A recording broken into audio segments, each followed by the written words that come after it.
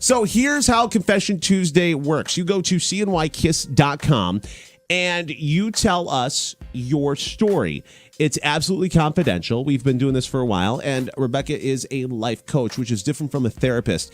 She helps you get through the emotion, get to the root of the issue, and help you get out of your own way. So go to cnykiss.com, tell us your story, and we handle it here on the air for free. Plus, you can listen to all the back segments are posted in there as well. Are you ready? Yes. Okay, here we go.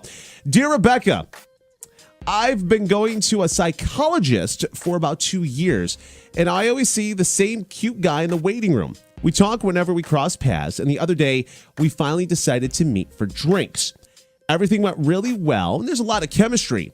It's obviously we're both interested in being more than friends, but would it be weird to date a guy who's seeing the same therapist?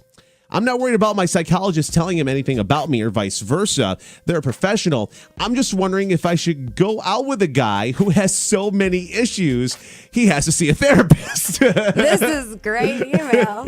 I know therapy is a pretty common thing these days. Am I being a hypocrite? Is hitting it off with someone good enough reason to switch? This is great. Thank you for your email. And, here's the thing. Everyone has issues. I don't care if they are open about it or if they try to pretend with their game face like everything is perfect. We all have issues. And I think that in many forms of therapy, the goal is to be proactive, right? There are some forms of therapy where people can kind of stay stuck in a rut. You have someone who's been in therapy for 10 years, 12 years, there might be a place where they're stuck, and that's okay too. But just know that because someone's in therapy, it doesn't mean that they're a hot mess who is never going to be able to overcome whatever their issues are. I think that especially in my work, people are coming to coaching because they want more and they're not sure how to achieve it. Right. Doesn't mean they're a mess at all. It means they know they want more and they know they want rocket fuel to propel their lives forward. So you want to be... Listen to you with rocket fuel. Well, that's what it is though, right? I mean, all the work I've done, the seminar work, the coaching, I use it as rocket fuel to propel my life forward. I'm about to have another baby. This baby's life is going to be much different than when your husband had the rocket fuel. He did. But, that a boy. When I had Madison, first of all, I have to get all these baby books again because the last time I was pregnant was 10 years ago. Okay. This is a long time ago, but I was 23 when I had Madison. I hadn't done any work yet. So, and I'm sure with this baby, I'll still make mistakes and there will be roadblocks. But with this baby, it can be a lot different because I've done a lot of work. What I'm saying is that just because you're both in therapy doesn't mean you're a couple of hot messes that aren't going to be able to do anything except be in drama. And you have an opportunity, especially if you have a mutual therapist. I would be talking to the therapist and saying, all right, so what are you seeing here? And then always, any type of decision, whether it's a new relationship, whether it's a new job, whether it's having a baby, I encourage you to make a list of the pros and the cons. I encourage you to make a list of all of the benefits and all of the obstacles and see what you see. And then be willing to trust your intuition. Be willing to trust your intuition. Be willing to go for it. You and I were just talking off the air about why not go for it sometimes? Why not break your patterns? Why not try something new? Otherwise, it's just Groundhog Day all the time.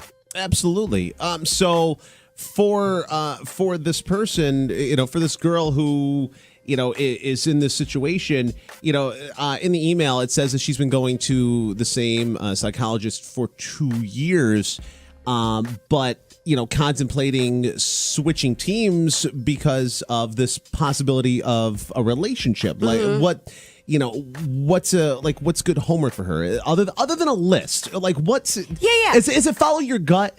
Well, I'm saying there's a couple of pieces, right? Number one, just get real on paper. And then number two, know that your intuition always knows best. And here's the difference between a fear-based voice in your head and your intuition, which is that voice that knows that wisest part of you. Right. Your intuition has no charge. It's not positive or negative. It's neutral. So your intuition isn't going to try to force you in one direction or another. It's just this knowingness. And I would say you probably don't have to get a different psychologist just because you're both seeing the same person. That doesn't have to be a conflict of interest. I think you can be careful about whether or not you want to see that person as a couple, but your team is your team and everybody needs a support system. And just because, see, this might be a pattern that has gotten you in trouble before in relationships or for anybody. If you're making big decisions like now I'm going to change a job because of relationship or now I'm going to change my therapist because of relationship, that is not necessarily a good start to a solid foundation in your new relationship. What if you don't have to change all of your life just because of a new relationship? You can keep this therapist. Sure. And so what I would suggest is good homework for you is be really careful about what you're wanting as you're going into this relationship and what changes you think you need to make because of it. Just because you're starting a new relationship, you don't have to throw out the baby with the bathwater. Big changes in your life don't have to take place. And just be willing as you're going into the relationship to be honest about your concerns up front. See if this person is willing to talk through them with you. See if you're on the same page. Sounds like you're like-minded in a lot of ways, which is a great start. But you don't have to go from 0 to 60 right away. Be willing to take baby steps, be willing to have open communication, and be willing to listen to your intuition. Sounds like you want to. Go for it! Yeah. Go for it. Keep going as you're going. And if the psychologist thing makes it uncomfortable later on, and then make a change. But right now. And you're never stuck. Every relationship has a beginning, a middle, and an end. You don't have to be in a relationship for a long period of time. If it doesn't work, it doesn't work. If you get stuck, call AAA. And here's another good go-to I use as a tool just to check in with myself. All right, in 5 years, what am I going to wish I did? Just think about that. Are you going to regret not going for it? Are you going to regret going for it? You're the only one that knows that. Are you going to regret not telling your story at cnykiss.com and having Rebecca Silence help you on a Confession Tuesday? cnykiss.com, Rebecca Silence, inspiredresultscoach.com. More on a Confession Tuesday coming up next on Kiss FM.